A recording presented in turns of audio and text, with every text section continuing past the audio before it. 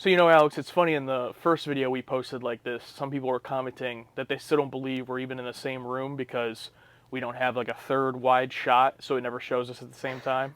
We're not really that rich. We're using our iPhones here, and this is like the same color couch that we're on. And you might even be able to hear our audio sometimes. I mean, I don't think these mics are the most expensive. I mean, it's kind of ridiculous. Yeah, I mean, we would have to buy two of the exact same couch, make sure to frame it up right, have a white wall behind us. Oh yeah, the same wall too. Yeah, that would be a lot of work. But yeah, I mean, I guess we can just jump into it. Wait, hold on. Your mic cut out. Oh. I couldn't hear that. I just reset it. Can you hear me? Yeah. Are we good? Yeah, I can hear you. My settings are Your internet's good over there? Yeah, it's good, yeah. All right. All right, so welcome back, everybody, to whatever this is. Last time we did this, we were just talking about Star Trek, and obviously you can tell Star Trek is in the title of this, so we'll be talking about that as well today, but it's just an overall Q&A. We are just about to pass 3,000 subscribers on the channel, if we haven't already. Hopefully we have, and we just figured it'd be a good time to answer some questions, because we've never really had like a back and forth with people. We're pretty active in the comments, especially I know I am, and you post a lot now in the community tab, so we definitely interact, but we've never had anything formal like this. Yeah, it's definitely been a journey. I mean, I remember like just getting the 500 subs and like, oh, we can do community posts now, and it's like now it's like we have a Patreon. It's like what? Yeah, I think it's pretty wild. Obviously, we're still a relatively small channel in terms of the YouTube landscape.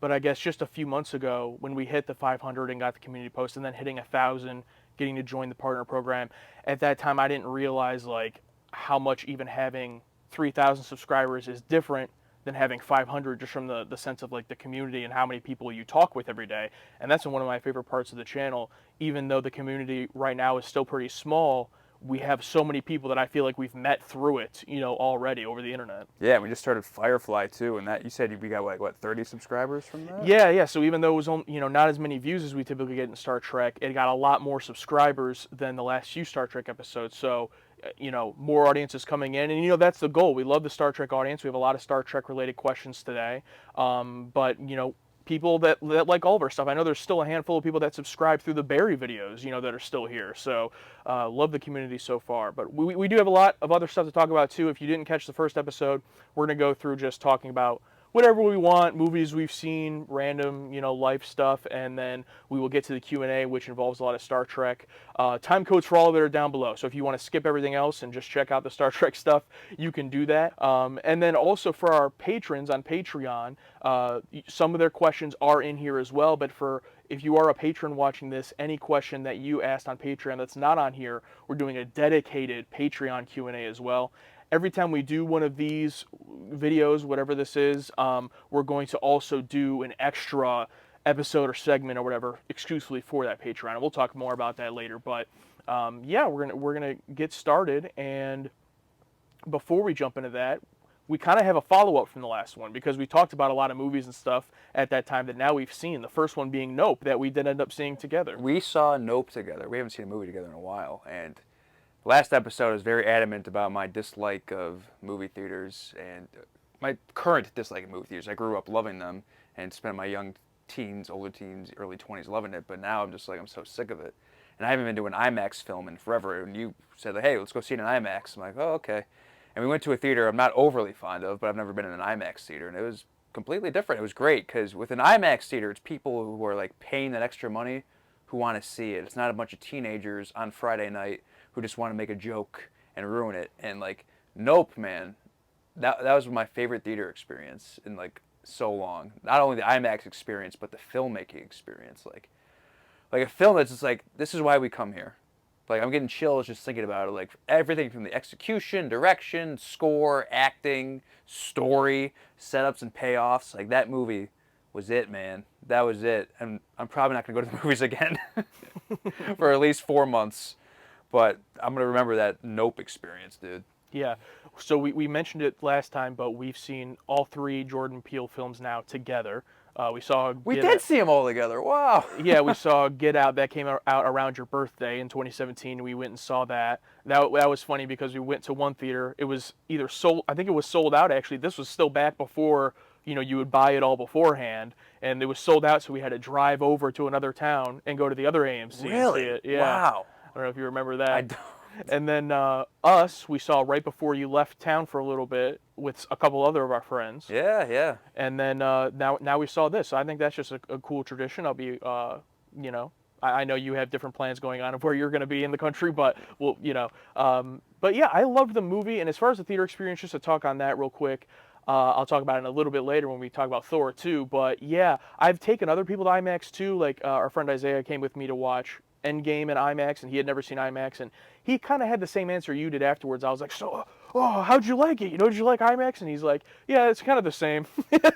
Yeah, I said it was a great theater experience in the fact that there were no interruptions. But in terms of like how much IMAX elevated it, I didn't notice that too much of a difference. Yeah, I think I buy into it more on the, first of all, obviously the picture's bigger, but I think I buy into it more in the sound aspect because I'm like deaf. My wife gets mad at me all the time. I never hear anything. And so like just being in those theaters, when I'm in a regular theater, I feel like I can hear, obviously not just people talking, but like other theaters. If there's like an action movie going on, you can hear it come through the wall. IMAX, it's like so loud that that's all you're hearing. Yeah, I like sitting in the back and to the side so I can easy access to the bathroom. But problem is sometimes, like I would sit in the very back, but I can hear people talking outside and the theater next door. So I'm like, God damn it! So I had to move up a couple seats, and it's just, yeah, man. But if I ever go back to the theaters, I'm definitely gonna stick with IMAX. Yeah, but and about Nope specifically, I also loved it. Get Out is like one of my favorite movies, so I don't know if it would surpass that just for my first watch, but Nope, as far as like an alien film goes, was awesome. I did not expect where it went. We're not going to go into major spoilers or anything, but where it went, I thought was great. And I think anybody that loves films like Close Encounters of the Third Kind or even Jaws, like in a way, I think would love this movie. And Daniel Kaluuya, Kiki Palmer, like Stephen Yeun, they were all just excellent in the movie. And there's one sequence in particular, the sequence where Stephen Yeun's character is putting on the show. The events that happen in that, one of the most striking scenes from a movie. That's going to be like the projector scene from It Chapter 1. That's going to stick with me for a long time. Yeah, I remember like shortly after that, like a few days after, I went on YouTube to see if there's any, to see if anyone's like looking or talking about this scene. And like there was one scene where it's like it wasn't that scene, but it was like something similar. And like one of the top comments was, "We know what you're here looking for." That scene was messed up, man. I'm like, yeah, That's awesome. yeah. Oh, but man, that I've never been like so physically scared so long in watching a film. There's one sequence involving like a throwback to like early '80s TV show where like things go awry, and just the way it was shot, it was like almost silent, and just like I was like frozen, mainly because of like a childhood fear, but like it just took me to a place where I'm like I needed to have that theater experience because horror movies in theaters nowadays are just like cheap jump scares and like cash grabs. I'm just like, this sucks. But like that was like genuine terror. Like it almost as if like if I saw The Shining for the first time in the theaters, I feel like I would have the same experience. Like that frozen, like, Yeah. It was a win. It was a win. I think that's another great comparison, The Shining, because, well, they're not similar at all in terms of the movie, but the way I felt watching The Shining for the first time a number of years ago and watching this, you really can tell that the person making the film, Jordan Peele or Kubrick, as well as the people inside of the movie, they really care, and they're really like trying to make this film amazing to expand outside of just the genre. And I think in both cases, obviously with The Shining, but with this too and Nope, it succeeds in that, and it becomes like such an excellent film that you really don't even remember that it's like, oh yeah, that was a horror film. It's just like an amazing film. You'd put it up there with Best Pictures and all of that. Yeah, that was an alien film, like, and it's like a cheesy like alien like abduct type film. And it's like, and it ended up being like one of the best films that has come out recently in like so long. Yeah, it's nuts. I don't want to get too far. I'm not putting this on the level of The Shining or anything like but that. just like it was just a refreshing, good theater experiences after so many. I think another YouTuber said this. Like, I don't know if I'm just so used to crap that anything that's decent just seems great. Yeah. But no, I think it genuinely stands up as being really good. But another movie that we talked about last time that now I've seen was Thor: Love and Thunder. You were going to see it, but you had some trouble. It's on record that I bought a ticket for Thor: Love and Thunder, But I had a work issue and I had to miss it. And to be honest, I wasn't too upset about it. I'm like, Yeah. oh no, I missed it. I've seen clips on YouTube. I mean, I get it. You know, like, oh, Patrick Bateman. No, Jesus, I can't even see the actor's name. Christian Bale is the best part, but you know, he's not in it that much. I'm like, oh well, okay. But now you've seen it, and I don't care if you spoil anything. What are your thoughts on it? Yeah, same thing with Nope. I'm not going to go into huge spoilers. But I will just say that we kind of ragged on it pretty hard last time. We hadn't seen it, Without having to see it. but we ragged on like the idea of seeing it or what we thought of the movie, and I thought it was fine. I liked it better than Doctor Strange, the one that just came out. I thought it was funny. It wasn't, it was fine. I enjoyed going to the theater and seeing it. You know what I mean? I wasn't like miserable like when I saw Eternals, which is like a whole other thing. But I felt like how I felt when I was watching Shang-Chi last year, where I was like, wow, this is a good superhero movie. Okay. That's all it is. It's not excellent. That's all it is. But it's a good superhero movie. So it was fine. It's nothing compared to Thor Ragnarok. Thor Ragnarok, I think, is much, much better than this. But it was cool seeing Natalie Portman back. She did good, and I liked what they did with it. There was a lot of funny jokes in there. It didn't come off as cringe as the trailers did, which was good. So I would recommend checking it out eventually at some point when it's on Disney Plus or whatever. But the theater experience, though, just proved why I go to IMAX, because we were out of town shopping somewhere else. And we were like, oh, we just like last minute decided, like, let's go to check out this theater that we've never been to and see Thor. And the theater was actually pretty good from it was clean and everything, nothing there. But of course, not IMAX, regular showing. The whole top half of the theater is teenagers just making jokes the whole time. And I won't lie, they did make me laugh a couple of times. And it's good that we were seeing a more comedy movie, not like a serious drama where they ruined it. But yeah, I was instantly like, yep, this is why I go to IMAX. Speaking of Marvel. Yeah, you can take it from there. She-Hulk. Now, the internet decided this is going to be bad because, CGI was a little it's like, oh, full comedy. But the first episode's out, and I thought it was great. One, the length, perfect. 37 minutes with credits, perfect. But that's a joke. I mean, obviously, whatever. It's like, the show was actually We'll talk good. about that, too. Yeah. It was funny. I liked the main character. I liked the world building and, backstory with Bruce, because I feel like Mark Ruffalo's Hulk was just kind of thrown in there in Avengers. Not much backstory was thrown in there, like a very little bit. And even with the Incredible Hulk, that movie was kind of just, start and go. And now that it's a different actor, it just felt like a lot was missing. And there's like some nice stuff with mentioning Tony, and then completely different style, almost like its own WandaVision. I realize it's also in the comics as well, where she talks to the camera, like break the fourth wall. Yep. And that was very neat. And like, and they made a comment like, oh yeah, now time for fun lawyer show. Like they're like almost like they get it. Mm-hmm. They get it. It was refreshing. It didn't feel like overly trying to be funny. It just felt very balanced and good. I really liked it as well. I think what is so great about it is this first episode, how much Bruce was in it, and the whole episode is basically their back and forth, their training montage, if you will. And the actress who plays She-Hulk, I don't know her name off the top of my head. Bad with names, if you haven't noticed on this channel. But she's great, and I won't lie, some of the writing is cringe. Like some of it's pretty, like not my style of humor anyway. But she pulls it off a little bit better than I think a lot of Marvel sometimes does. So it's like I bear with it a little bit more. I'm like, even though it's not my style of humor, I get where the character's coming from, and then some of it is genuinely, I thought, was very funny. One thing I will say though is that I was not going to watch the show at all, and what got me to watch it was purely the toxicity online. Like, I know it's gotten pretty bad over the last couple years, but like with Miss Marvel, I get it because we're old, right? And like we grew up with MCU. We're not going to want to watch a kid's show, and like that was purely my thing with it. It's the same reason I haven't watched, I Am Groot or whatever is on Disney Plus now. It's like, that's just not really my thing for me. That's how I felt about Miss Marvel. It wasn't because it was a child or a girl or whatever. And besides Moon Knight, that's like the first show where it's just like the start without bringing in anyone else in the beginning to hook you in, right? Yeah, I think so, yeah. Yeah, so, I mean, Moon Knight's Oscar Isaac, and it's Oscar Isaac. I mean, I don't know. I don't know this kid, I'm sorry. Yeah, and I did watch the first episode of Miss Marvel, and it kind of, I was correct in the sense that like, oh, I think this show is fine, but it's just I'm not really interested in watching a kid's show, so whatever. But with this show in particular, it's obviously not a kid's show, and the toxicity online, I mean, it is what it is. We don't have to get into. We can get into as much as you want to, but like, it's because it's a woman. That's the opinion online, and for a comic character that wasn't created in the last 10 years, has been around since the 60s, so it's not like they're just inventing this woman character, and the idea of like, oh, they've done the Hulk so poorly in the MCU and now they're just making it a woman.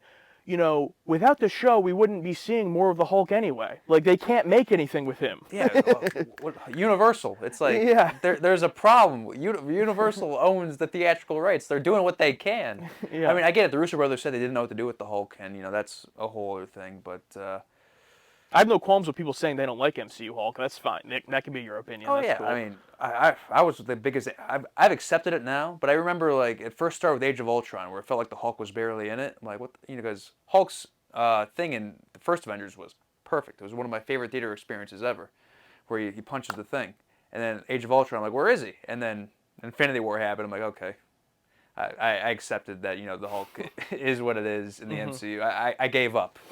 I started leaning more Captain America, but I was full in on Hulk. All of that aside, the fact that, like, at least what I've seen online, and of course I'm mostly talking about TikTok, so if you're not on TikTok, you're probably spared from most of this, but it's like seeing the dialogue of not wanting to watch a show or thinking it's going to be really bad purely because of that reason really just like kind of got to me to the point where it's like, you know what, I'm just going to watch this show anyway. If for nothing else, I know Disney doesn't need the support, but if for nothing else, to just watch it so it has my view. You know what I mean? Like, just even if I don't like it, I'm going to bear through it and watch it. And then I ended up liking it just fine. So Yeah. I'm glad that I did. So I was paying for Hulu with ads because Hulu is like the subscription service that I cared the least about. And then I canceled it because I'm like, I'm not watching anything. I watched like Pam and Tommy and something else, and I just wasn't into it. And then they released the Predator movie, which is like one of my favorite franchises ever. I'm like, oh, of course. But luckily, we started watching Firefly on the channel, and I was kind of like, hey, it's kind of bad. It sucks. I can't watch the new Prey movie. And like, I kind of like, can you please give me the password for my personal TV? And you did. Thank you. And I watched it yesterday and finished it this morning. And yeah, solid film. But we have to make clear that you watched it for this, so it's still a business expense. You didn't watch it for personal reasons. No, I knew 2 weeks ago when I didn't have it that I was going to watch, when we first set this up, that I was going to watch it for this and discuss it for financial tax write-off purposes. Yeah. I like Predator. I saw the first one a really, really, really long time ago, so I'd love to rewatch it at some point. But besides the first one and Alien versus Predator, and then the one with Adrian Brody, which was also like over a decade ago at this point, I think. 2010, yeah. That's all of Predator that I've seen. So I've heard that this prequel is like amazing. It has the highest Rotten Tomato score of any of the films. So how was it? I haven't watched it. It just proves that like sometimes simple is good enough. It takes place in the 1700s. It follows a Native American tribe, the Comanche tribe, I believe it's called, and it's about this young Comanche woman who's like, back in that area, the men hunt, the women cook, clean, whatever. She's like, no, I want to be a hunter. Predator comes down, shit goes awry. But in terms of setups and payoffs, practical effects, the Predator looks great. I saw like a TikTok online where it's like someone filming like the Predator like off screen, from the actual camera, the whole like full on suit. Well, that's great. Yeah, it was great. It just felt like I was watching like almost like the first Predator, but it didn't feel like it was ripping it off or just like pure rebooting it. It felt fresh, but also so simple. And to go back to a different time period with in the Predator universe is super cool. And it's like, it wasn't bad like the Predator, which I actually liked when I first saw it, but after thinking about it, it's not that good. Oh yeah, that came out like a few years ago, 2018, right? yeah, that totally missed me. Yeah, that should explain it to you. But yeah, I'm probably going to rewatch this one later because the only thing, CG animals looked pretty goofy, but yeah, man, it was good. And apparently, it's like Hulu's like highest opening ever. Oh really? Yeah. So I guess I got to start paying for Hulu. Okay, so we're going to jump into the Q&A. Some of these are from our patrons. Some of them are from you guys here on YouTube that asked this on the post we did. If you're a patron and your question's not in here, it'll be in our Patreon exclusive portion of the Q&A. But we're going to start off here with a couple Patreon questions, and then we'll jump into the YouTube questions. So before I get started, if I butcher anyone's name, I apologize. I'm terrible with names. I'm sure you probably feel the same way. Oh yes, very bad. So I'm very sorry. But this first one is from Andreas Schmidt. I believe that's how you pronounce it. And he says, "Did you expect Star Trek to become the one show to define your channel? What are your thoughts on it now that it's happened?" You want to take that one first? No, I did not expect Star Trek to be the thing that defined our whole channel. I mean, it was just like an idea I had. I'm just like, I'm a big fan of Red Letter Media's YouTube, and I was like binging all their stuff a while ago. And on their review show, they talked about Star Trek: The Next Generation, and just hearing them talk about it, I'm like, wow, this sounds great. And then the idea came about to have the channel. Like, we should watch, I don't know, let's watch Star Trek. I mean, at first it was all like, I don't know, the buffet stuff, Star Wars, Clone Wars, the Marvel shows, blah, blah, blah, blah. Those were all fine. And all of a sudden we did the first episode and it just took off, and here we are. But no, I did not expect it to be the thing that it's like, hey, this is our thing. Yeah. And speaking of that first episode, as of recording this today, that just passed 10,000 views. Our What? first video to do that. What? Yeah. Oh, wow. And then our reaction to Sit on the Edge of Forever is about to pass 10,000 as well. So that's awesome. Yeah, so my thoughts on it are, that's awesome. That's great. Because I love the show. What if it was a terrible show? What if we got... Yeah. Like, how like Red Letter Media watches trash? Like, what if we got what if we had to watch like a trash show or something? Like, I don't know, like Scream.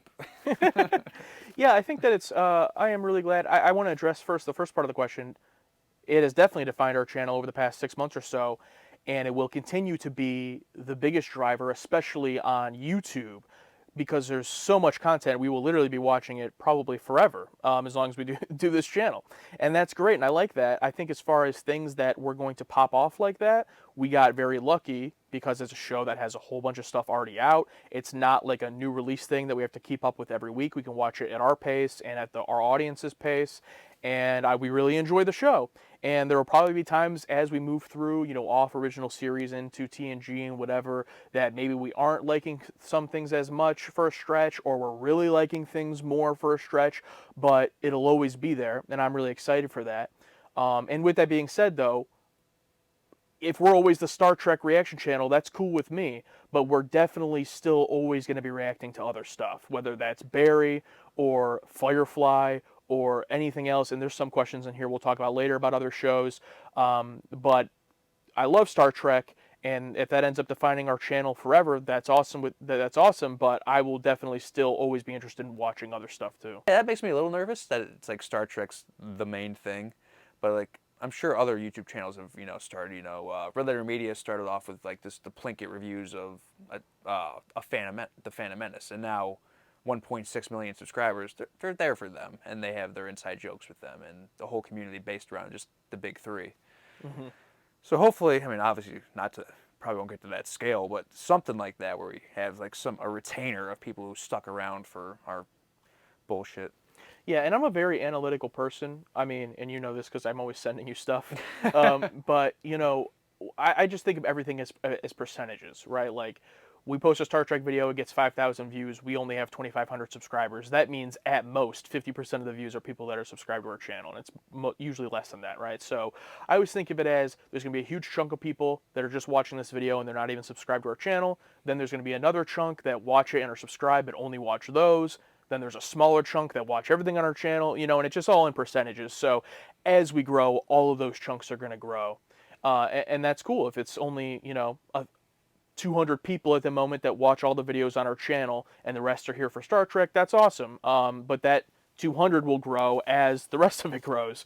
So I'm cool with it. Okay, this question is from Pondo. Greetings, gents. I have a question. I know you said that you wanted to enjoy the series in release order, and I respect that, but does that mean you will be doing the animated series next after the original series? I want to throw that to you.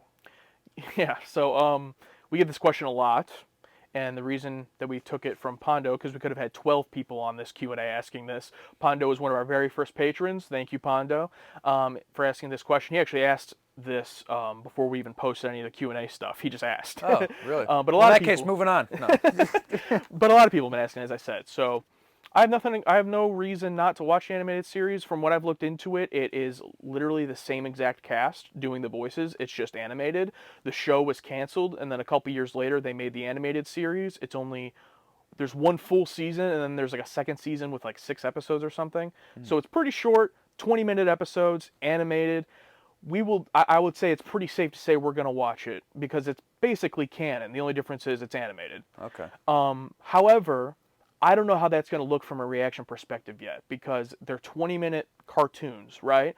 Are we going to be able to make a full reaction video out of each episode of the cartoon? Maybe, but like we're not going to know until we get there and we watch it, right? Are we gonna have to do a Clone Wars style where it's like 3? I mean, are there arcs? Because Clone Wars has arcs, that makes it simple. Yeah. But I don't know. I'm going to guess no. I'm going to guess it's episodic. So what I will say is we'll most definitely be watching it. Off the top of my head right now, there's still much of details we would have to work out, and it's a long time before we would get there anyway. We got to finish TOS. But what I would say is we will absolutely be watching all of it, and I'm sure all the uncut reactions will be on our Patreon regardless. But as far as every single episode of the show, will we have an edited reaction on YouTube? We'll just have to figure that out when we get there. Because, I mean, even Barry, a half-hour show, we lumped 2 episodes into one. Because if you've been watching our channel, you know we're not, huge reaction, every 30-second people. We're, we watch the show, and when something causes a reaction, we react. And sometimes that means there might only be 3-4 minutes of reaction in a 20-minute episode. So we'll see. I mean, it might be fun watching our eyes dart around and mentally try to process what's happening. I mean, before something, happens. But yeah, I don't know. So, and we'll take your guys' advice too as we get closer to that. Is it something that you would watch an 8 to 9 minute reaction of one episode, or would you want them grouped together, or just the episodes we have a lot of reaction to post on the YouTube? We'll figure that all out as we come, but the answer is yes, we're going to watch it, I would say. All right, so the next one we have here, we're going to be jumping into the YouTube questions now from our YouTube subscribers and watchers, and this one is, we're going to get away from Star Trek for a little bit, and this one is from John and Jax. He says, when did you guys first meet? And why are you such good friends? I think the second part of that's going to be harder to answer. Who told you we were good friends? Well, you tell the story of us meeting a lot better than I do, so you can do that first part of it. If it's correct, because I believe it is, I was going to a private Catholic school, and it was terrible. And then in 6th grade, I just moved like a mile down the road to a public school. And I think my first day there, I was just walking home. Yeah, just walking home, and I think we just ran into each other. And we just started talking. I have no remembrance of what we talked about or whatever. I just remember us talking, like, okay. And then we had a mutual friend, Jordan, and then, we started doing flips outside, blah, blah, blah, steamrolled into many different career paths, and here we are now. But why are we such good friends? I think we're just too lazy to find new ones. No, I don't know. Yeah, we've known each other for so long, and we just, we get it. We get each other. We're like, have same brain waves, brain lengths, but also disagree on things, and also, it's I don't know, man. Why do you like your favorite color? Why is anyone friends? Yeah. Yeah. Why is anyone friends? I don't know. You like the same stuff. You fight sometimes. You don't have to think when you talk to each other. Why are you friends with your friends? It's just circumstance of life. I don't know. First of all, my favorite part of the story of us meeting is you getting the bloody nose because we all were fighting each other. Oh yeah. I think so. When we would walk home from middle school, we would not fake fight each other. We would our group of friends would actually wrestle each other. Yeah, not fist fighting, but something where someone would get hurt. Yeah, and then you got a bloody nose one day, and that was the first day, at least I remember us meeting. We might have walked home before that, but I remember being like, oh, who's this kid? He has a bloody nose and he's going home. So that's what I always remember. Oh, I totally forgot about that. We used to do that. Oh my God, yeah. But why are we such good friends? I think that at this point, and it might be different for men and women, I don't know, but for us, we've gone through stuff from growing up that it's at this point, we're basically brothers, I think. You have brothers, and regardless of whatever happens or how close you are in proximity or how often you talk, they're always your brother. So I kind of feel like that about us and about, a few of our other friends as well, where it's I can go 2 years without seeing one of them in person because they went to college or whatever, and then when you meet back up, it's nothing's changed. I feel like we kind of have that brotherhood, and I think we're pretty lucky with our group of friends that we have, that we've all stayed together for a decade plus and haven't had any big fallouts, because we've seen firsthand other friends that are friends for a long time and they have big fallouts. Mm-hmm. That hasn't really happened with any of us in the main core, so I think we're pretty lucky in that respect. But especially like graduating high school and then both becoming professional wrestlers for a number of years, like you're gonna have that bond, for a long time. Yeah. It's been a weird time.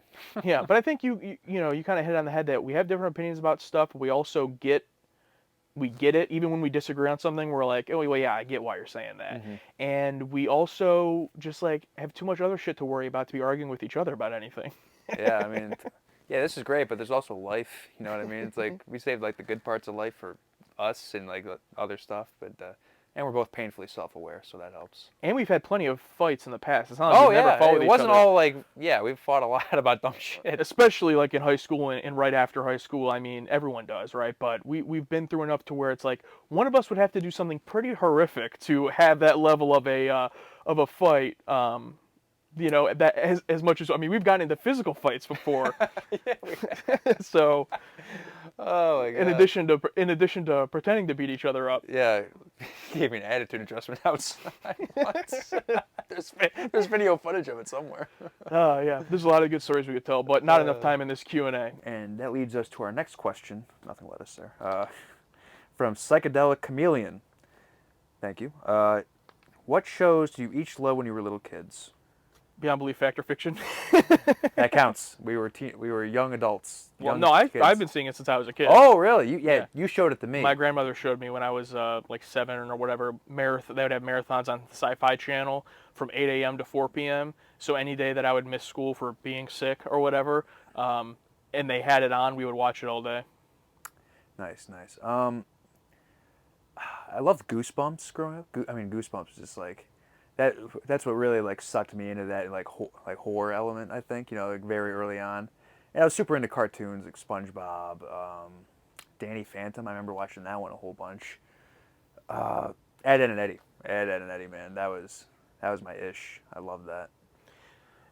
In the cartoon realm, obviously SpongeBob. I don't care how old you are. SpongeBob's one of the greatest shows of all time. All time.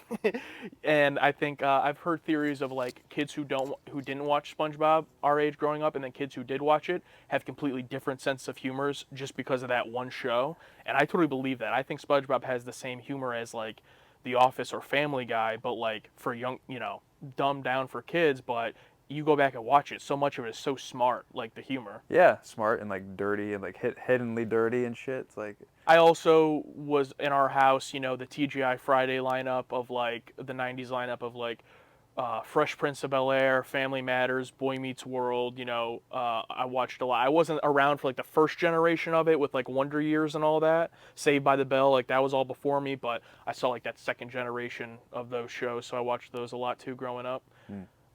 Also was a big Power Rangers kid. I feel like some kids were Power Rangers kids, some were Pokemon kids. I liked Pokemon, but I was more a Power Rangers kid growing up. I think I was more Pokemon. I mean, I was into it, but I don't remember being that into it. But like, I remember going like there was like a musical like in Cleveland, like an ice skating type thing that I went to. Apparently, I was super into it. I see old pictures of it, like a Pokemon calendar and shit. I'm like, I don't remember being that into this. But yeah, like I missed the whole Dragon Ball boat. I missed the whole TMNT boat. Like I missed all those like boats. I'm like, my other friends growing up were super into it, and I missed it. Like I don't know. I just never. Yeah. There's something about being a kid, how much TV you actually consume. I think about it now, like so many shows that I wouldn't even consider like my favorite shows, like just Disney Channel shows or Nickelodeon shows, whatever, that like, or like whatever, I don't have that many memories of it, but if I ever were to come across it, I just know every episode, because as a kid, you just watch it, whatever's on, and I've seen so many episodes multiple times. I just think it's interesting. Like, I watched every episode of Dragon Ball as a kid one summer, because they would just play 2 episodes a day on Cartoon Network. They had like Toonami, Yeah. and it would be 2 episodes of Dragon Ball. Watched the entire thing, and the only reason I knew I watched the entire thing is because once they were done, then they started showing Dragon Ball Z from the beginning, and I was like, what the hell is this? So then I watched like the first 2 sagas or whatever of that, and then at some point as a kid just like fell off.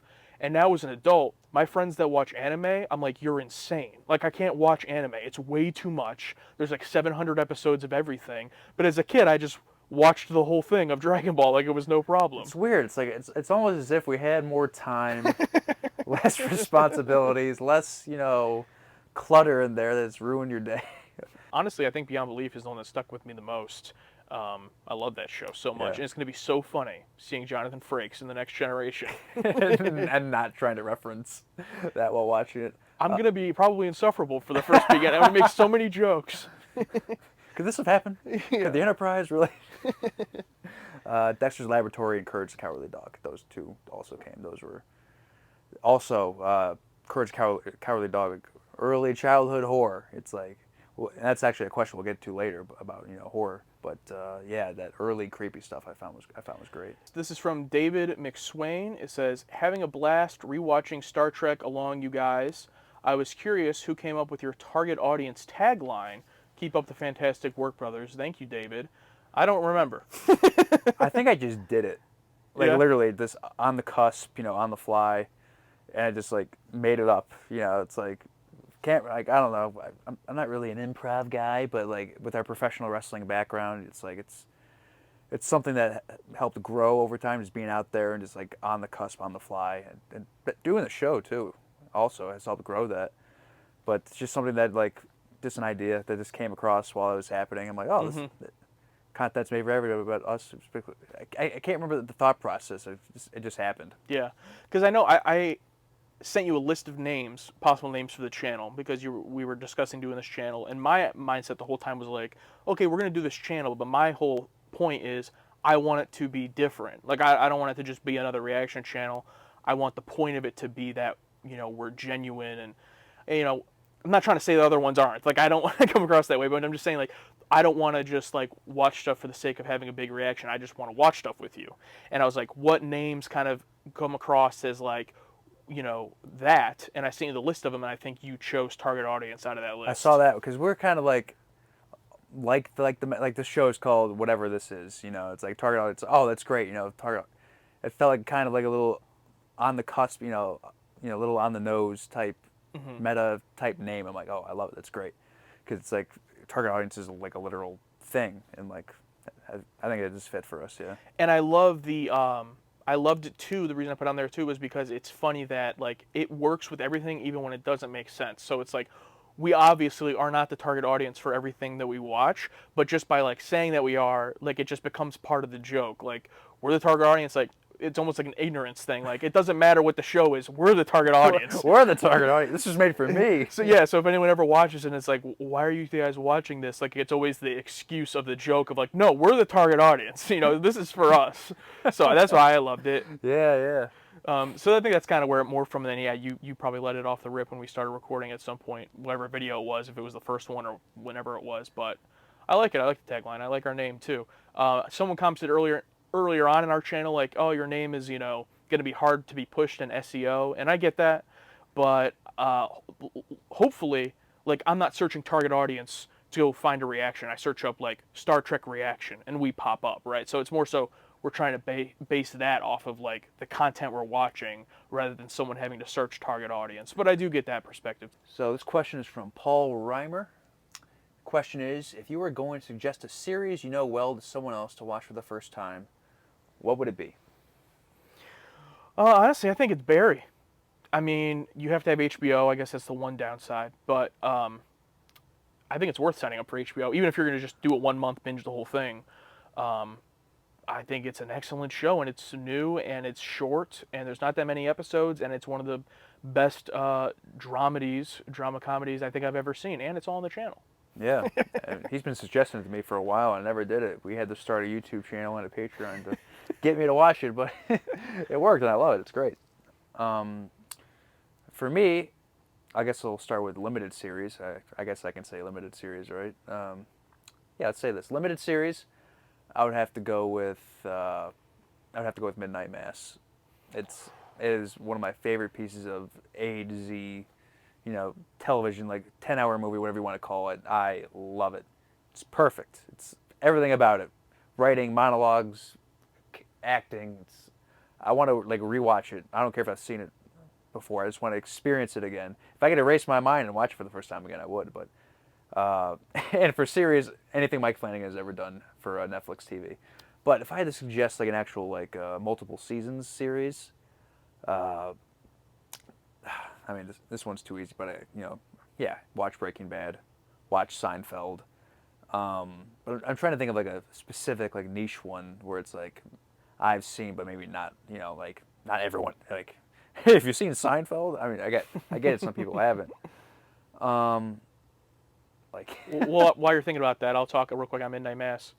Um, Midnight Mass was one of those shows we kind of talked about it earlier with Nope. One of those shows that first episode, I'm immediately like, this is incredible. Like I'm like, this is one of the best things I've ever seen. And I was a little bit biased because I'd already loved Mike Flanagan from Haunting of Hill House, which is on Netflix, and he's also made a few movies that I really enjoyed. Um, Doctor Sleep. I know not everyone loves Doctor Sleep. I love it. Um, and so I was a little bit biased going into it, of course, but even exceeded my expectations beyond that. And his wife, who plays the main role in Midnight Mass, like, oh my God, her performance in that show, top 10 I think I've ever seen on a TV show. And it's short. I think it's like, what, 6 episodes or something? I mean, they're long episodes, but it's a limited series. You can watch it in a weekend. And if you have Netflix and haven't seen it, that's the themes it deals with, all the crazy conversations on top of being a horror show. Like, oh my God. yeah. Same thing with Haunting of Hill House too. Like I cried. I watched like the ending of Haunting of Hill House 3 times. And I cried each time. Same part.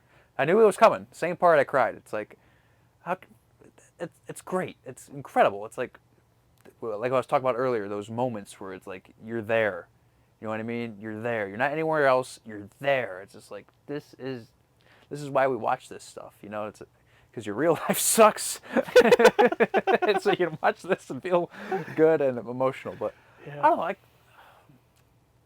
I'm still struggling with this TV show type deal. The Mandalorian. There we go. Not everyone has seen that. I mean, it's a popular. I haven't. One. Yeah, you haven't. You watched Book of Boba Fett though. That's tough. That's really tough to suggest a series. Because I don't watch a whole bunch of TV. The Boys. There we go. That's a series because I know you haven't watched that. Nope. So. The Boys. Yes. If you're tired of the whole Disney, superhero genre, The Boys is right up your alley. Yeah. That and Invincible. Invincible was great. Yeah. When there's a season 2, we will be watching it on the channel. Don't care if no one watches Speaking it. of The Boys, I just read all 72 issues of The Boys. Oh, really? Yeah, I read the comics online. Yeah. Nice. I almost cried reading the end of that too. I mean, it's completely a lot of it's completely different, but it's like I just loved that world so much. And season 3 just ended. I'm like, I need more. Look, I made you some content. Yeah. Okay. Next one I have here, Kurt Robertson asked, well, first he said, love watching you guys enjoy the original series. Thank you. Have you guys watched the original Twilight Zone? Oh, you just opened up Pandora's box there. But no, we haven't. Moving on. Yes, not every episode, not episodic, but I've watched a lot. And that's one of those shows where it's like, this was made back then? This is so smart. Like, I guess you said the same thing about Star Trek. It's like, it's like, people were smart back then. Joking, but it's like, a show that can make you just question reality and just like play with your feelings, emotions, and expectations, and like what? And then they have an episode about war, and it's like whatever. But like everything else, it's like yes, we have watched the original Twilight Zone. I mean, I'm sure you have plenty of thoughts about it. Yeah, I own the whole original series on Blu-ray box set. I loved it. I talked about the sci-fi marathons of Beyond Belief. Sci-fi, I still think to this day, every year, 4th of July, the whole weekend, does a Twilight Zone marathon. And as a kid, I had seen Twilight Zone a little bit here and there, and then in elementary school, I forget what year, but I found out that they did that. So then I just would consume it every 4th of July weekend, every episode. Unfortunately, on TV, they tend to just play like the same 20, 25 really popular episodes. The one with on the plane and with William Shatner, and then the Eye of the Beholder, a lot of the really popular ones. But then later on in life, high school, and when streaming came around, because it actually at one time was all available on Netflix actually, until years later when everything started getting split up. But in high school and later on is when I got to dive into the whole series. There is still a lot I haven't seen probably, but at this point it's probably because they're the more forgettable episodes that people don't really talk about. I tried once watching the whole series all the way through a few years ago. I didn't get very far. Just because it's like every episode is either one I haven't seen and it ends up just being fine or not great, or it's an episode I've seen a million times. So it's a hard thing to binge through, but I love it. Yeah, I wouldn't call that a very binge-worthy show. Yeah. It's like, you know what you're going into. It's like, it's good to pop on every once in a while, but if every episode, I mean, not every episode's the same, but the same, like, Twilight Zone-esque twisty, it's like, if you go into every episode like that, I'm sure after a while it's going to get a bit repetitive or redundant. But Plus, binging an anthology show is hard because it's new characters, new setup. Like it's even further than episodic. It's not just episodic; it's yeah, anthology, yeah, brand new every yeah, time. anthology series, fine, but anthology episode, yeah, jeez. Yeah, but that's basically it. Will we ever watch it for the channel? I'm adding this on myself. Maybe there will be a time where we're like, oh, hey, let's watch a really popular episode, or just do commentary, something for the Patreon, maybe whatever. But yeah, we've already seen most of it to where we wouldn't watch it like as a series for the channel, probably. So, next question comes from James Games 83. How hard would it be to get you guys to do a Let's Play of the Mass Effect trilogy and put it on the channel? I know Alex games, but does Josh? You want to just answer the last part? I've never played a video game in my life. No, I'm just kidding.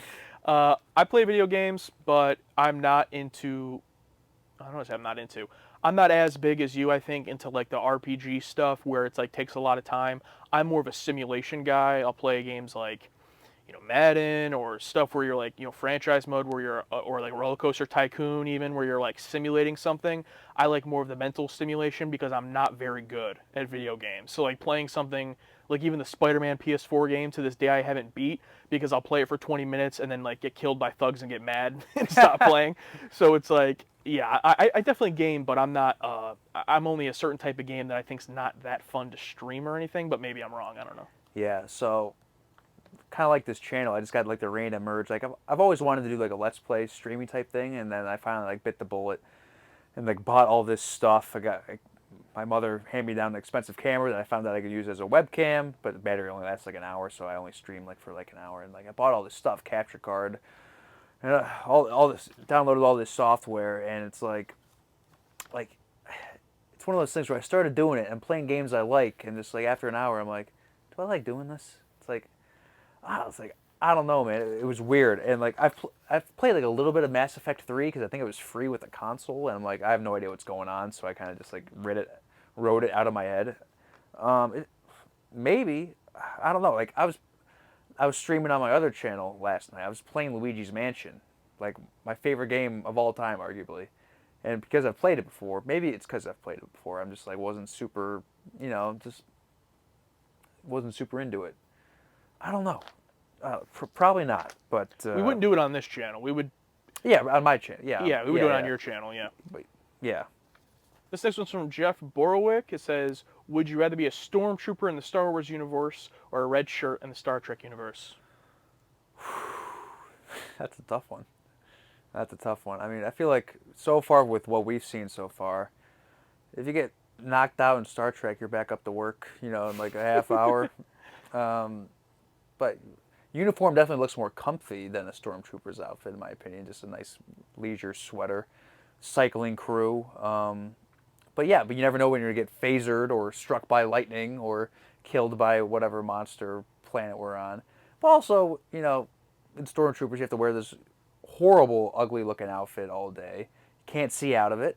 But I feel like there's more security with the Empire. I mean, there's not as many red shirts as there are stormtroopers, so I feel like it might be a more boring day at work. But maybe that might get boring. Maybe you'd like to go down to a new planet and be more hands-on with the captain, because hanging out with Captain Kirk is not the same as hanging out with the fucking Emperor or Darth Vader. But I think I would go with the red shirt. I think. Yeah, I think it's red shirt, no contest. I mean, first of all, you're working for Captain Kirk, not for Darth Vader. So that's the first one, or Kylo Ren, or whoever. Yeah, you're not going to get choked out by your own team, at least. And a stormtrooper doesn't really get to talk. They have no personality. They're all supposed to be, uniformed soldiers. Red shirts basically get to do whatever they want. Just follow Captain Kirk, and they have lines. They have even their own storylines sometimes. Assuming that you're going to die either way, I'd rather be the red shirt. That one red shirt from that one episode was like one of like the main integral parts of the story. Like he was like running the show while everyone else was down there. It's like we were like, who the hell's this guy? Yeah. So yeah. So assuming that you're going to end up dying either way, I'd rather be the red shirt. Yeah, red shirt. This is from Empire Jeff. Would you rather be friends with Spock or Han Solo? Well, Spock I feel like would make me feel dumb, but Han Solo would make me feel like weak.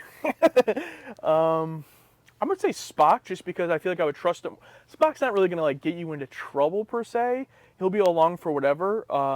Where Han Solo, it's like, oh, what's this guy going to get me into? I'm not going to be able to hang with him. You know what I mean? So yeah. I would say Spock. Gotcha. But you have to remember, I think at this point we're established friends. So it's not like we're going into this blind, so we've already been friends, right? Oh, okay. So it's like, and that friendship between Spock and Kirk. If I can have that with Spock and have my right hand buddy that I can make subtle jokes with and who has my back and who I can learn from, and then there's Han Solo where I feel like we're just gonna get in trouble, and he can just leave at any time because sometimes he's a scumbag.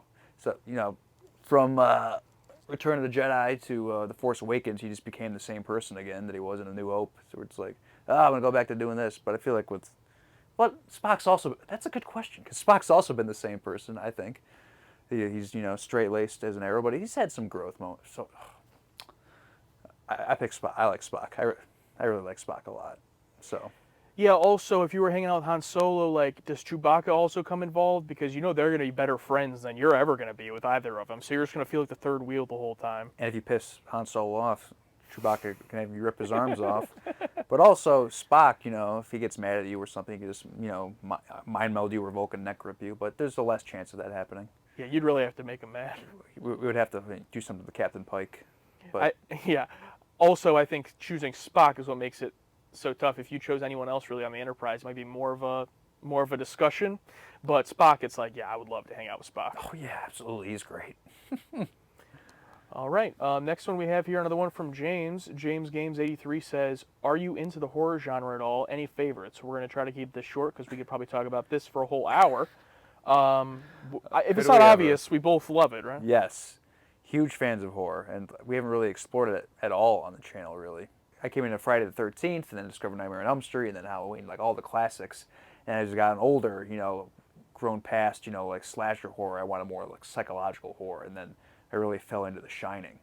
And that's when I'm like, that type of horror. It's like more like in your mind, it's more about what you don't see than what you do see. But yeah, super horror. But yeah, I love horror as well, have my whole life, from paranormal horror to more of a thriller, suspense horror, psychological horror. What I love about horror is how many subgenres there are. I mean, you just pick any random subgenre of horror. There's dozens of movies that are like top tier. Go watch them. You know what I mean?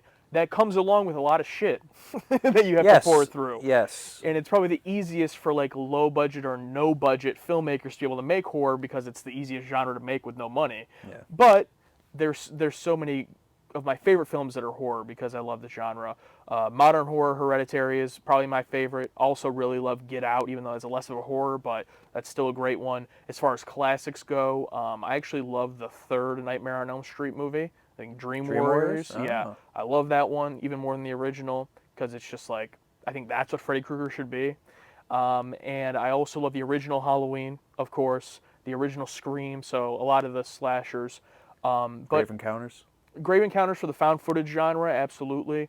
But yeah, I mean, it's hard to even just like pick favorites. The Conjuring for more of a paranormal. Yes, Conjuring 2. Conjuring 1, Conjuring 2, and for me, Insidious 1, Insidious 2. Those two duos.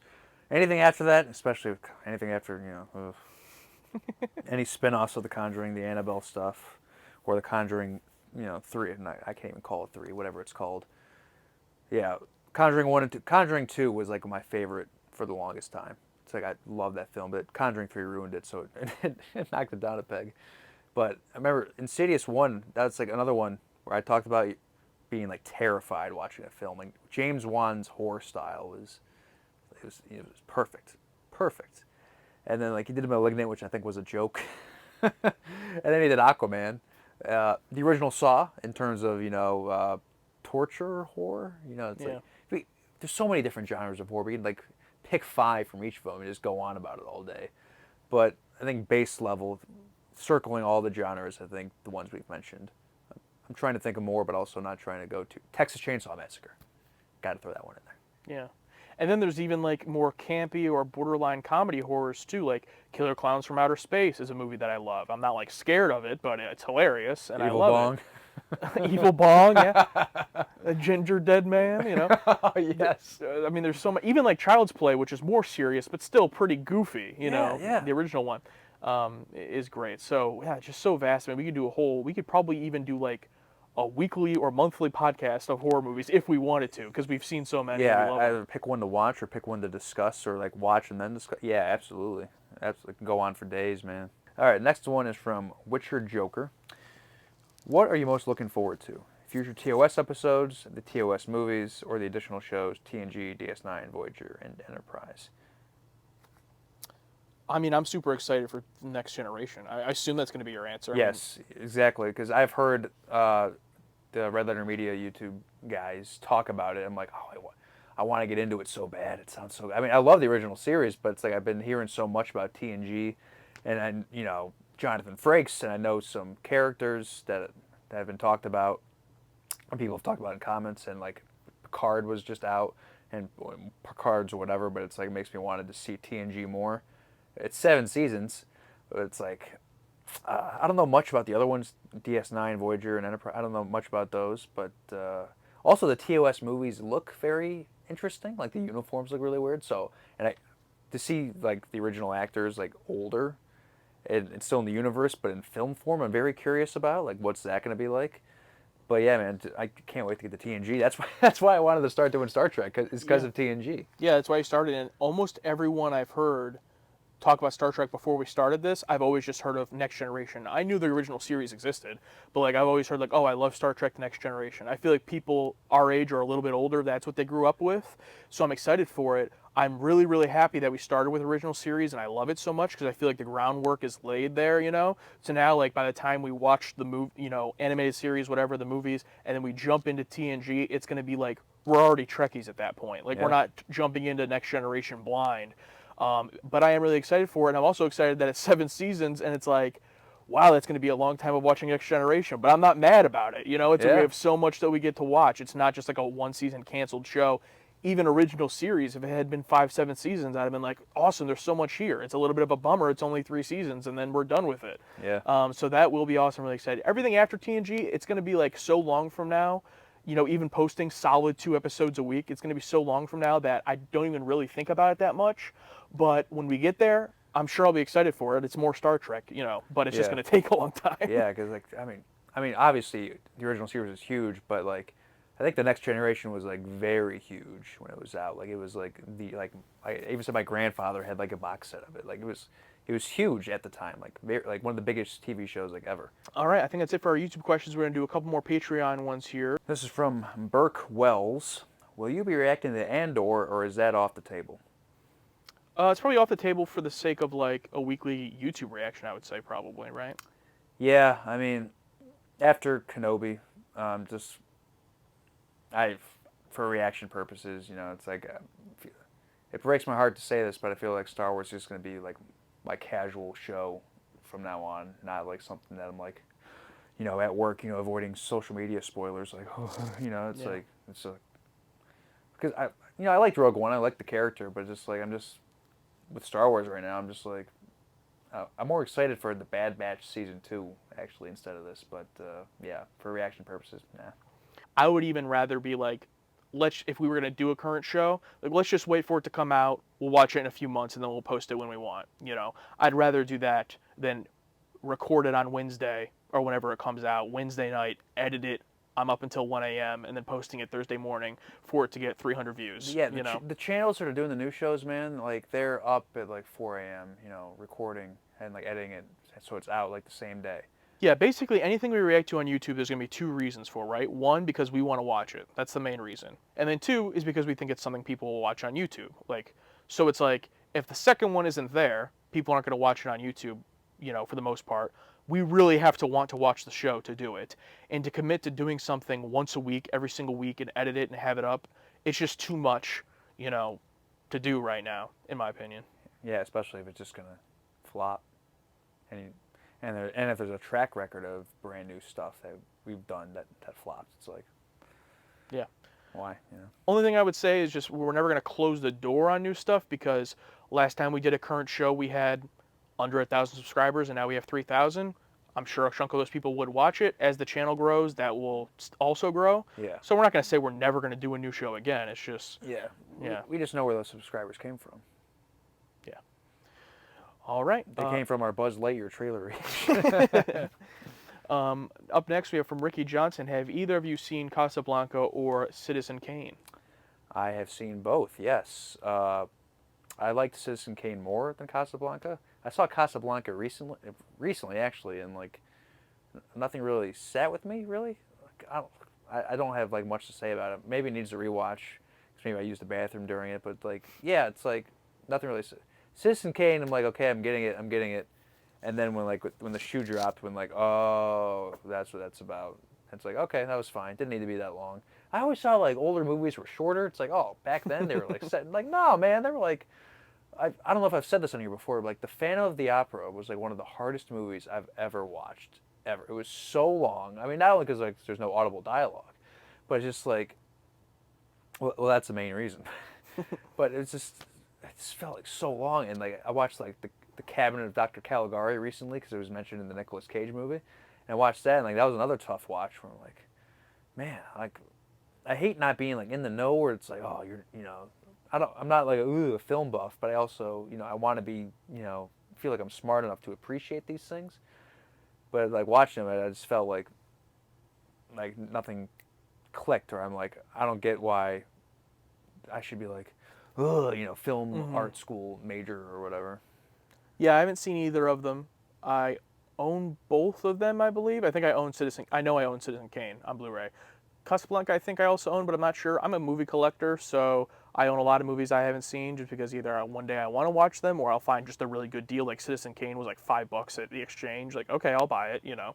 I haven't watched them yet, and they're on the list of stuff I want to watch. I totally get where you're coming from, and that reason's probably why I haven't watched them. I mean, it took me forever to watch Jaws, and then once I finally did, I'm like, oh, this is excellent, But it's like it took me forever to watch it for those same reasons, just the fear of like, am I going to spend 2 hours watching this and not really like it, and then, Oh, you're stupid. It's like. Yeah, but yeah, that's it for me because I haven't seen them. Andreas Schmidt asks, now that you guys discovered there's a market for young guys reacting to old TV, I love that category, young guys reacting to old TV. Have you considered also watching other old classic shows like MASH or movies like Casablanca, Ben-Hur, Planet of the Apes? We will watch whatever we want. If it's old, cool. If it's new, cool. That's what I would say. There was a Planet of the Apes TV show. Yeah, it used to be on TV. I used to watch that. Oh yeah. And I thought it was movies, and like there was a TV show. It was weird. It had a neat little intro.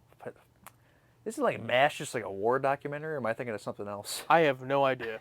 It was just like I'm pretty sure like MASH was like grainy black and white footage. I'm probably completely wrong, but I remember just like watching like black and white grainy war footage like on this one channel. I thought it was MASH. It might not have been, but Ben-Hur. I don't know much about Ben-Hur, but the movie Planet of the Apes. We've talked about reacting to the movie before.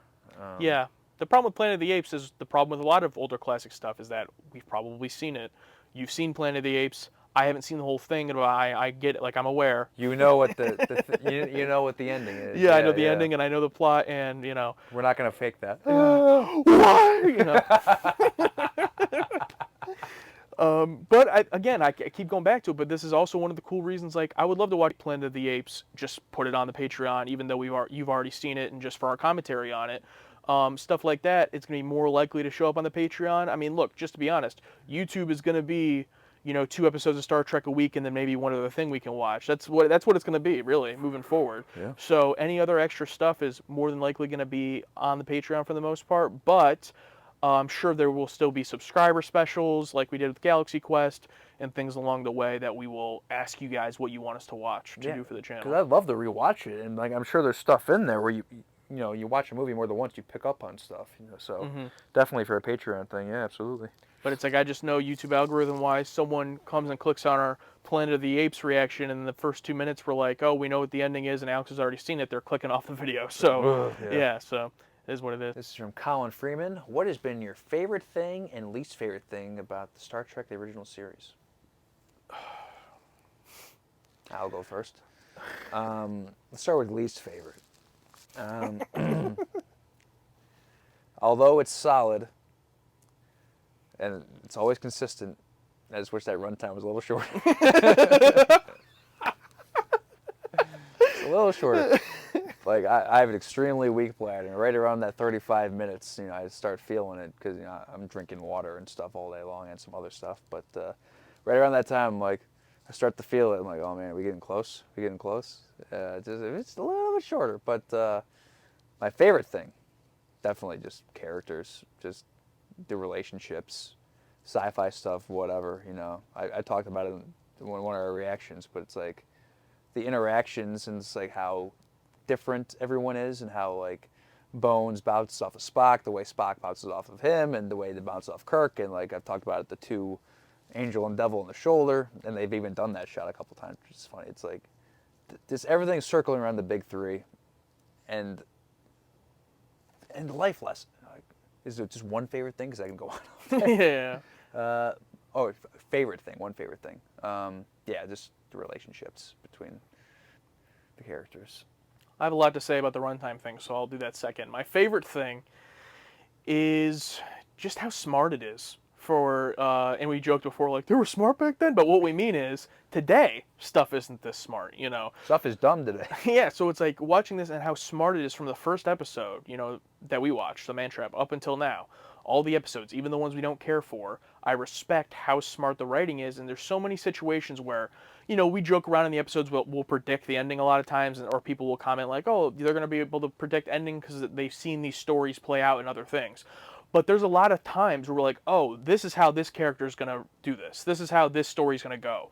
And it goes a completely opposite way that I've never seen before. Or they acknowledge, like, oh, in real life, this wouldn't happen. So it avoids so many, like, pitfalls of kind of dumb, simple stories that we've seen.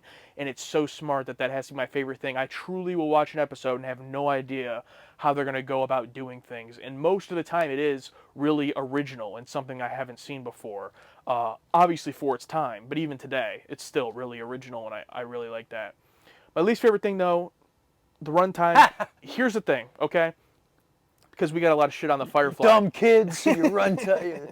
Back, it's like.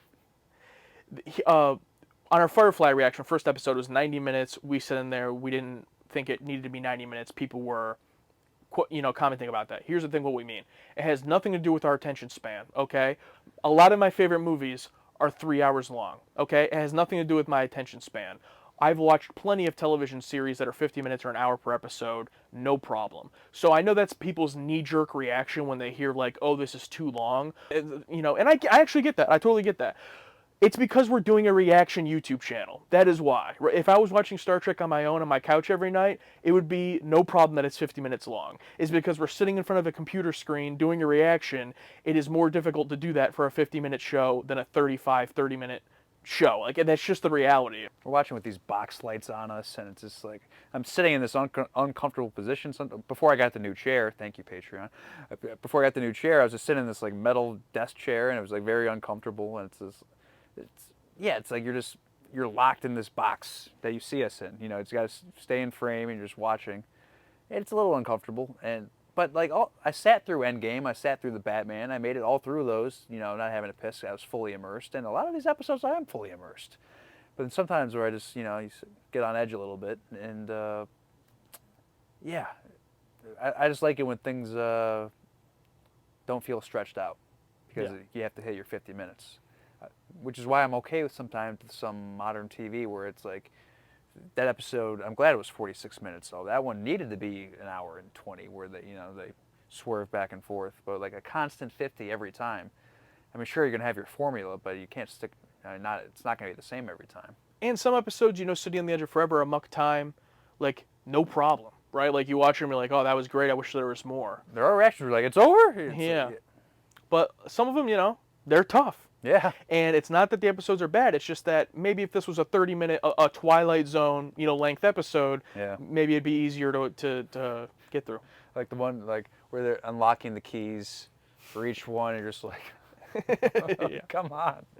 But I will give another quick answer just because I feel like that one has so much baggage of like, oh, it's because we're doing a reaction and all this stuff. The actual show itself, my least favorite part is the repetitive themes so far, especially the God Complex. People have already commented on our videos, yeah, Gene Roddenberry, he wanted to tell the same story a bunch of times in different ways, and we've already kind of noticed that, especially with the really strong being comes in, the Enterprise has no way of stopping it, and then they're able to stop it because an even stronger being comes in and stops that person, right? And they get bailed out. So that would be my actual about the show least favorite thing. When they have ideas, man, I mean, it's like I can respect a good idea where it's like where you can look at an episode and go, that's a good idea, or that's an interesting idea. Like the one where like they used the computer game to kill the people, and it's like they have to do the honor system, and like that whole idea about like society and like breaking like I can go on all day, but like just like fresh ideas from a show from back then that we don't know about is like so cool. That's one of my favorite things about it. Okay. What is your favorite movies? This is from Jonathan. What is your favorite movies, and were there any TV series that you have watched all of and really enjoyed? So I think this is a good one to transition into the Patreon. This is from a Patreon. We're going to transition. So let's just do, we're going to say, what is our, if you're able to, it's tough. What is your favorite movie, and what is your favorite TV show? If you could only name one to recommend to someone, or just as your personal favorite, what is one of each? And then we'll start the Patreon version with diving a little bit more into some of our other favorites. All right, so I think I changed my number one favorite movie. I think it's The Shining. I think so. I love The Shining. I love it so much. I've watched so many like documentaries about it. The theories. The way it was made. The fucking ways Kubrick directed. The rare backstage videos of Jack Nicholson like talking about his script. It's just like, in terms of like horror films, especially today where it's like slasher or jump scares. It's like The Shining has one jump scare, and when that jump scare hits, man, it's earned. It's so earned. I'll never forget when I first saw it. It's like it hits you because it just comes out of nowhere. And the thing is, it's like you see him come out of frame for a second for that jump scare, but you're just so like everything is so atmospheric where it's like you're just like in the. Sometimes there's not a lot of music. There's not a lot of dialogue. Where you're just like going through the halls of this hotel. A lot of fade-ins, and you're just fully immersed in it, and it's like terrifying where it's like creepy images pop up on the screen but there's no sound, and it's just like you're just like watching this happen, like there's no but it's just like it just shows you it and you're like, great movie. Yeah. I just saw it recently, last few years, but I loved it. Again, like I said earlier, I also loved Doctor Sleep, but not really having anything to do with the Shining movie.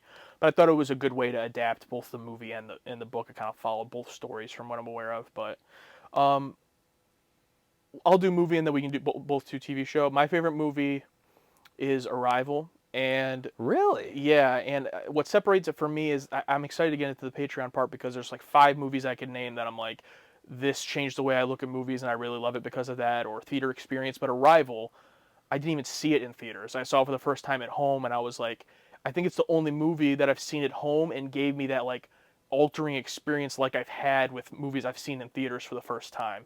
I love the story. That's the movie I get emotional at every time towards the end with the story with her daughter and everything. And it's literally a movie about aliens that at the end of the day doesn't really have anything to do with aliens. And what it says about its themes, like I won't get too much into it, but wow, when we start doing the movie ones, that's going to be on the top of my list of one I want to watch with you. And even though we've both seen it, just to talk about it. Yeah, that deserves a rewatch. Yeah, because I remember watching it and when things were going down, I'm like, I was afraid. I was like slipping out. Like, wait, what's happening? What's happening? I was trying to like. Oh, then I started realizing, oh, okay. But I was so afraid. Where like, I'm not dumb. I'm not dumb. I know what's happening. Don't lose me. No. I know what's happening. That's great. TV show. That's tough, man. It's like, because no TV show is great all the way through, whether it's the ending or it's some bad seasons or whatever. But so it's tough because for the longest time, like Lost was my favorite TV show. I loved Lost, like whole like mystery characters, what's happening, and like the horror element of it. And then as it got on later, I'm like, oh, I don't like this anymore. But like those first few seasons of Lost, man, were like genuine terror and fear watching that. But I can't pick it as my favorite. So, but Yeah, see, that's a little cheat. You name other ones that you aren't your favorite, but you can get get them in there. Fine. Let's go Seinfeld. Seinfeld's my favorite. Classic. Classic, yeah. I'm just about to finish it. I'm on just started the last season. Yeah, just George Costanza is my favorite human being of all time, and I want to model my entire life off of every decision he's ever made. But yeah, not going into detail. I mean, it's perfect. Larry David's writing is perfect. Everyone's performance is perfect, and it's just like it feels like it's a show about you, about us, where it's like just complaining about real life. And it's like so refreshing. It's like, and sometimes like these people are ridiculous, but it's like, that's us. It's just Larry David's life experiences on paper, being a self-aware man. a self-aware person, and it's like we experience, like you and I specifically experience that, and other people, yeah, it's perfect. But Yeah, that's a great one. TV show for me is going to be Arrested Development. ooh, classic. The reason I didn't say that earlier is because the question was, what have you watched all the way through that you loved? And I will admit, the first original 3 seasons of Arrested Development is what I'm more so referring to. I think the Netflix stuff is good. Netflix picked up the show, years after it was made and made some seasons, and I think they're still good. But the first 3 seasons of Arrested Development, the original show, is the best thing I've ever seen on television. It's hilarious. It's smart. There's so many jokes in it that you watch it over and over and you get more jokes along the way, like in jokes in the show. Well, they'll bring something up in the first season and it never comes up again until like the third season, and they pay it off, and you're like, Ron Howard, how did you do this? And a lot of directors and filmmakers and stuff, I'll watch stuff and I'll love everything they do. Ron Howard, it's like I can't think of anything else from Ron Howard that I'm like, wow, this is amazing. He's just solid. Like he's good. He makes good stuff. But Arrested Development, he was on some other shit, man. Like he knocked it out of the park. And Jason Bateman, Michael Cera, Will Arnett, everyone that's in that is amazing. And I'll rewatch any episode of that anytime and just laugh my ass off. That's a good one. That is a good one. Yeah. Arrested Development, Solo. Solo, yeah. Willow. You haven't seen Willow, haven't you? Nope. That's a good one. Yeah. You can watch the new one on Disney Plus. Oh, yeah. When it comes out. I'm sure I will. All right, well, that's going to be it for the YouTube version of it. What we're going to pick up with naming more of our favorite movies and TV shows here, as well as answering the rest of our patron questions from our Patreon over there. So you can go check that out if you're a patron, or sign up, check out the Patreon, and see if you like it and want to stick around. But yeah, thank you for everyone that submitted questions.